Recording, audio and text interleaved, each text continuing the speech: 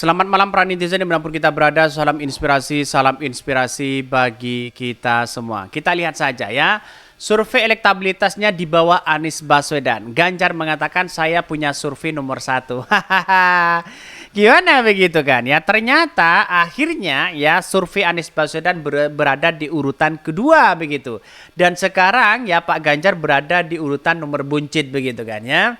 Jadi artinya apa? Artinya selama ini bahwa lembaga survei ya ada yang kredibel dan ada yang tidak begitu kan ya.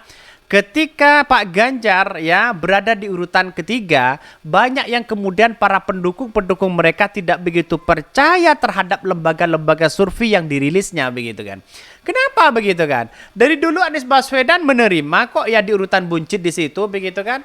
Kenapa Pak Ganjar ini seolah-olah tidak menerima itu begitu kan?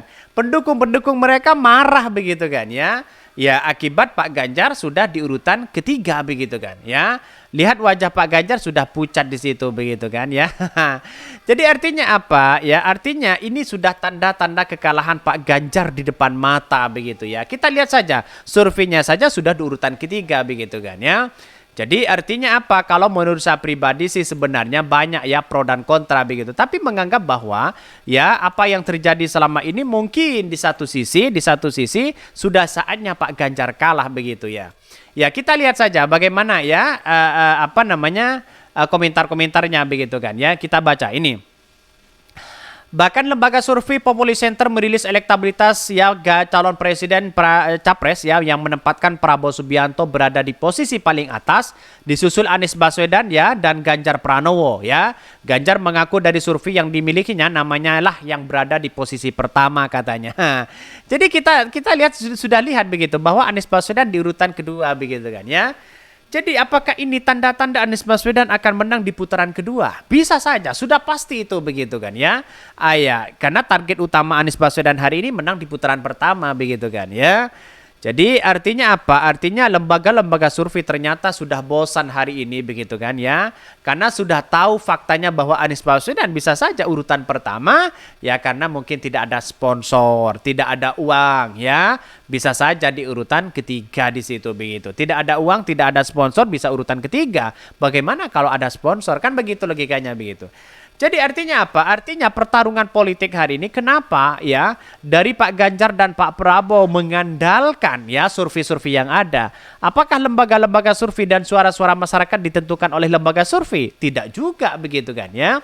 Saya punya survei nomor 1 kata Ganjar usai bertemu dengan relawan dan masyarakat di desa Aras Kubu ya. Mungkin nomor 1 itu adalah Carta Politika begitu kan ya. Surveinya Carta Politika begitu. Si Yunarto Wijaya begitu kan ya. Padahal itu sudah ya masyarakat sudah tidak begitu percaya terhadap lembaga-lembaga si Carta Politika si Yunarto Wijaya begitu. Mengapa? Karena begitu banyak yang kemudian seolah-olah tidak sesuai dengan realitas masyarakat ya. Mulai dari 3 tahun yang lalu begitu sampai hari ini Carta Politika urutan pertama yaitu adalah Ganjar mereka begitu kan. Sedangkan dengan yang lain ya penurunan Pak Ganjar sangat drastis di situ begitu. Jadi apa yang mau dibanggakan terhadap lembaga survei begitu kan? Omongannya Pak Ganjar seolah-olah ya blunder bagi mereka sendiri begitu kan ya. Bahkan ya untuk diketahui elektabilitas calon presiden capres top of mind yang menjadi salah satu yang dirilis lembaga survei Populi Center, hasilnya Prabowo Subianto menempati posisi teratas. Disusul Anies Baswedan nomor 2, yang paling buncit adalah Ganjar Pranowo di situ ya. Survei dilakukan pada 29 Oktober hingga 5 November 2023 terhadap 1.200 responden. Ya, survei dilakukan melalui tatap muka dengan aplikasi Populi Center ya. Pemilihan sampel dilakukan melalui metode mastic random sampling, margin of error-nya kurang lebih 2,83% dan tingkat kepercayaan 95%. Nah, itulah ya pada hakikatnya sudah diperdebatkan hari ini begitu kan ya. Katanya Ganjar urutan pertama ya. Para pendukung-pendukung Pak Ganjar sudah merilis begitu kan ya, SMRC ya, LSI, terus kemudian ya Carta Politika Yunarto Wijaya yang kemudian surveinya yang tidak begitu dipercaya oleh masyarakat hari ini begitu kan ya. Terus kemudian IPO begitu kan ya, banyak yang lain begitu kan ya. dan Populi Center ini begitu kan.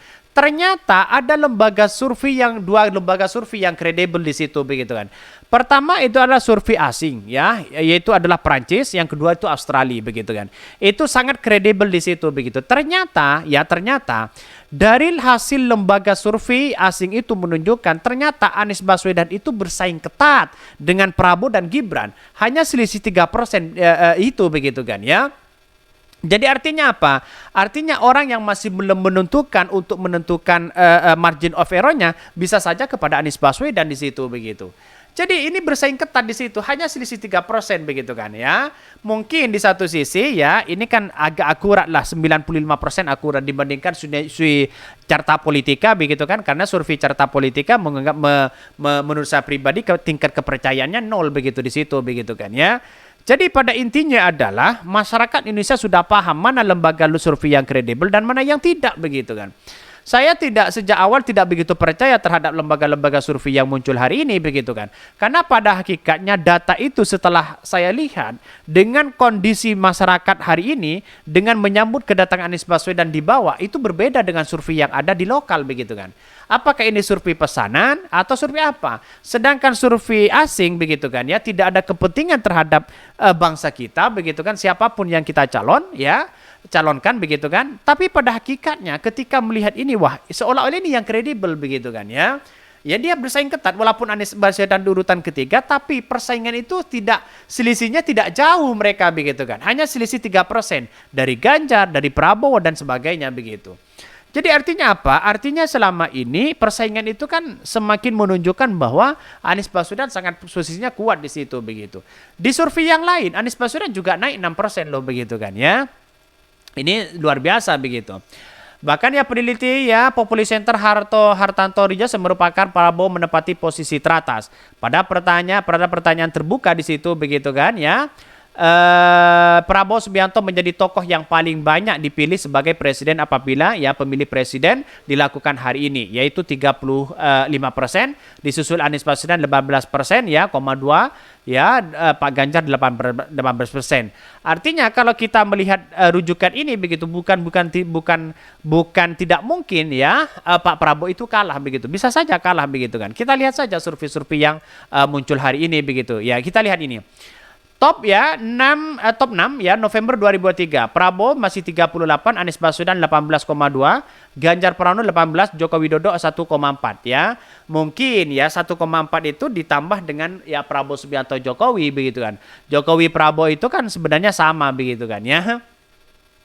Pada September ya 2023 ya 26 ya Ganjar Pranowo 23, terus kemudian Anies Baswedan yaitu 14. Jadi artinya Pak Ganjar itu ada penurunan yang drastis di situ begitu dibandingkan dengan November begitu kan ya, September begitu. Jadi artinya apa? Artinya penurunan yang sangat luar biasa. Malah di sini Pak Jokowi yang naik begitu kan. Pak Jokowi dengan Prabowo ini mungkin disatukan lah di situ begitu kan. Ya karena apa? Kayak karena sama aja di situ begitu. Jadi artinya apa? Artinya kalau ada Pak Jokowi pasti ada Prabowo. Kalau ada Prabowo pasti Jokowi. Kan begitu logikanya begitu kan ya. Wajar. Sedangkan Anies Baswedan itu berdiri dengan masyarakat tanpa kekuasaan sana sini begitu kan ya. Pak Ganjar masih ada kekuasaan sana sini begitu kok masih sedikit begitu kan. Jadi artinya apa? Artinya kalau Pak Ganjar, kalau Anies Baswedan ya dapat dapat dorongan juga begitu dari kekuasaan, itu insya Allah akan kemenangan mutlak di situ begitu ya. Oke, mungkin itu yang kami sampaikan ya. Tonton terus channel Hot dari Podcast Rakyat ini karena ada berita-berita menarik dan viral setiap harinya. Salam para netizen, salam inspirasi bagi kita semua. Jangan lupa di subscribe channel YouTube Hot dari Podcast Rakyat ini.